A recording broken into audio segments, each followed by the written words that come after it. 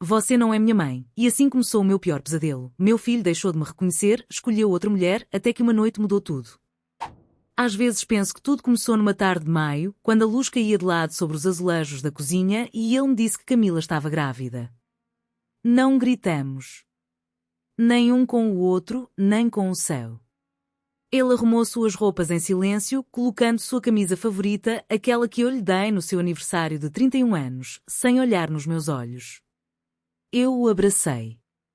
Abracei ela também. Quando a conheci, disse que estava feliz por eles dois. E era verdade. Achei que, se mostrasse alegria, tudo doeria menos. Nosso filho, Miguel, tinha 3 anos e meio. Quando vinha para casa cada 2 semanas, voltava diferente. Não apenas cansado ou distraído. Ele vinha com os olhos virados para dentro, como se algo puxasse de dentro para fora, impedindo de estar presente. Brincava com seus blocos em silêncio. Rejeitava a comida que antes adorava.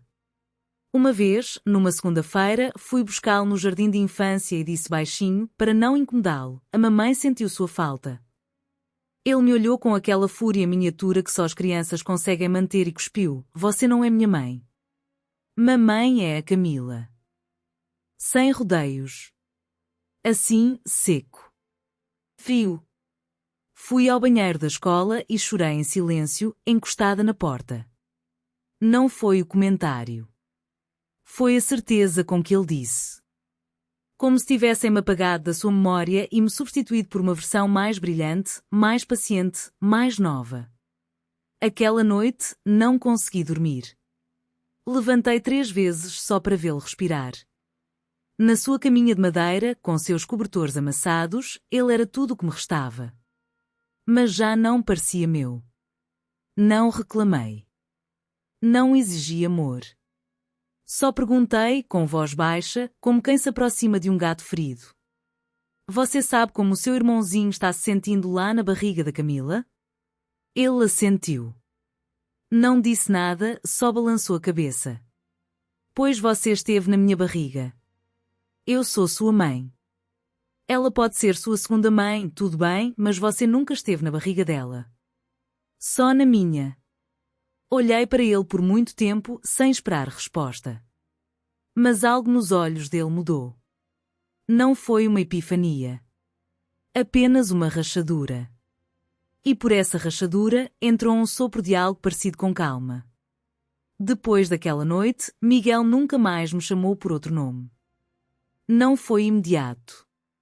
Não houve desculpas nem abraços teatrais. Apenas pequenos gestos. Ele me trazia uma folha caída do pátio do jardim. Deixava um desenho na mesa.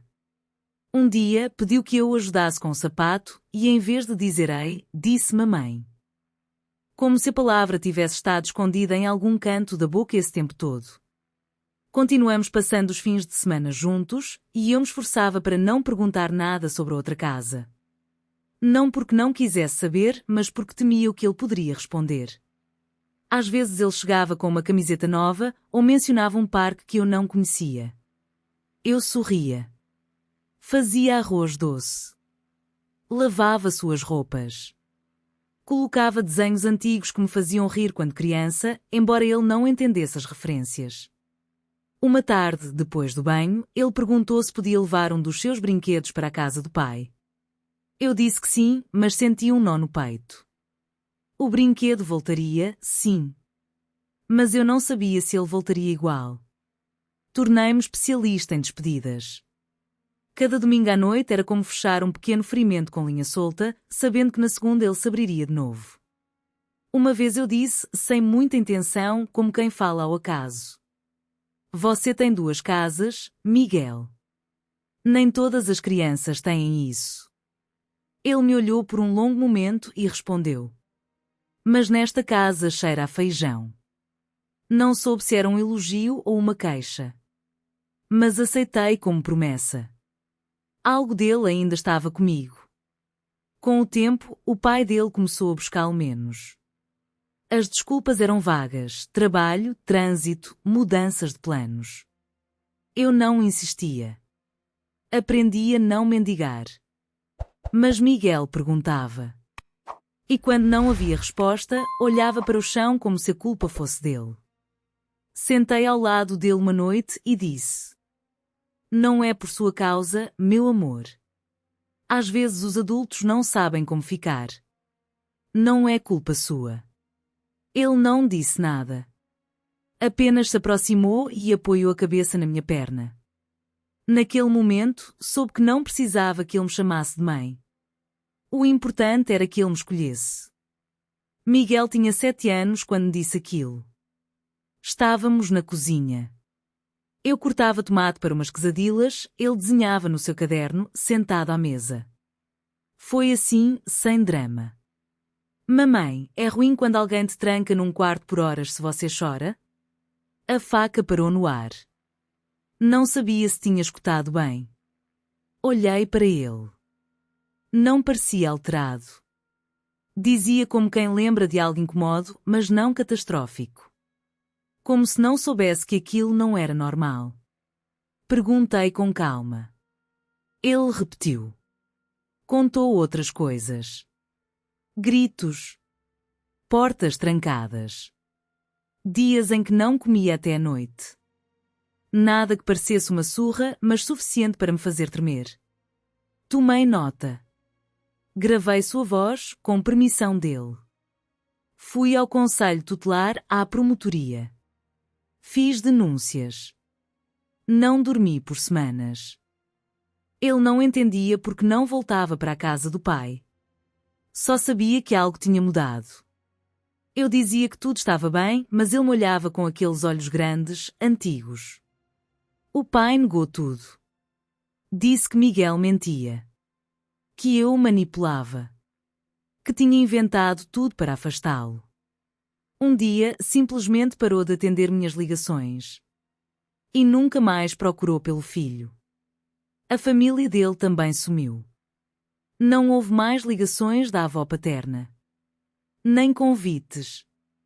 Miguel perguntou por eles 1 ou 2 vezes. Eu disse que às vezes as pessoas desaparecem não porque não nos amam, mas porque não sabem como ficar.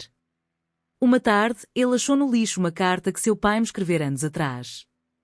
Não perguntou o que dizia. Apenas disse: Nunca mais vamos vê-lo? Não sei, respondi.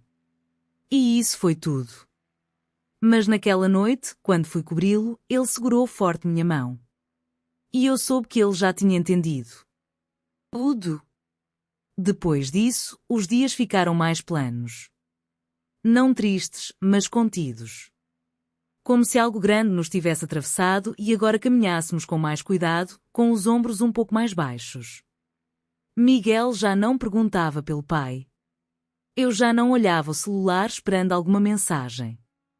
As manhãs eram iguais, café com pão doce, lanche numa sacolinha plástica, despedidas com um beijo rápido na porta. As tardes eram mais longas, mas preenchíamos com deveres, filmes antigos e, às vezes, só silêncio. Aprendemos a conviver sem preencher cada espaço com palavras. Eu trabalhava costurando roupas em casa. Tinha 3 clientes fixas no bairro Vila Esperança e isso bastava para pagar o aluguel e o gás. Miguel entendia que não podíamos gastar muito, mas nunca reclamava. Se oferecia para ajudar. Lavava os pratos, tirava o lixo. Às vezes eu o encontrava dobrando meus retalhos de tecido, como se quisesse me devolver algo. Uma noite, ele acordou de um pesadelo. Não disse o que sonhou. Apenas entrou no meu quarto e se sentou na beira da cama. Não chorou. Só pediu que eu lesse algo. Peguei um velho livro de histórias e li uma sobre uma raposa que se tornava invisível para que parassem de machucá-la. Quando terminei, ele disse baixinho: Você me vê mesmo quando eu não digo nada? Respondi sem pensar: Eu te vejo sempre. Depois disso, ele dormiu a noite toda. E eu também. Pela primeira vez em meses. Quando perguntavam na escola sobre o pai dele, Miguel abaixava a cabeça. Não mentia. Só dizia: ele não mora com a gente. Algumas mães me olhavam com pena. Outras, com julgamento. Eu já não sentia necessidade de explicar nada. Nossa vida era o que era. Uma vez, durante o jantar, ele disse de nada: quando eu crescer, quero que meus filhos morem numa casa que sempre cheira a sopa. Eu não disse nada. Apenas servi mais. E sorri. O tempo passou sem avisar. Miguel fez 11 anos com uma festa simples, uma pinhata de papelão, tacos de panela e um bolo que assei numa forma quebrada. Não pediu mais nada. Só que convidássemos seu amigo Rafael e tocássemos sua música favorita. Aquela do trenzinho que ouvia quando tinha 3 anos. Na escola, começou a tirar boas notas. Gostava de ciências, mas também escrevia pequenas histórias num caderno azul que não me deixava ler. Às vezes se trancava no banheiro e falava sozinho, como se ensaiasse. Uma tarde, me confessou que queria ser ator. Não perguntei porquê. Apenas disse que estaria lá, na primeira fila.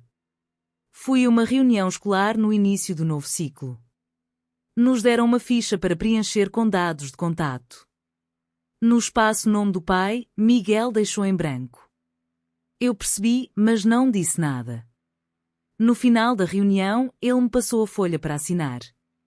Assim tá certo? Perguntou. Tá perfeito, respondi. Aquela noite, preparei um jantar especial. Sem motivo. Apenas arroz com frango e sua gelatina favorita. Sentei de frente para ele, vi-o comer e senti algo parecido com paz. Não porque tudo estivesse resolvido, mas porque, pela primeira vez, o silêncio que carregávamos não pesava.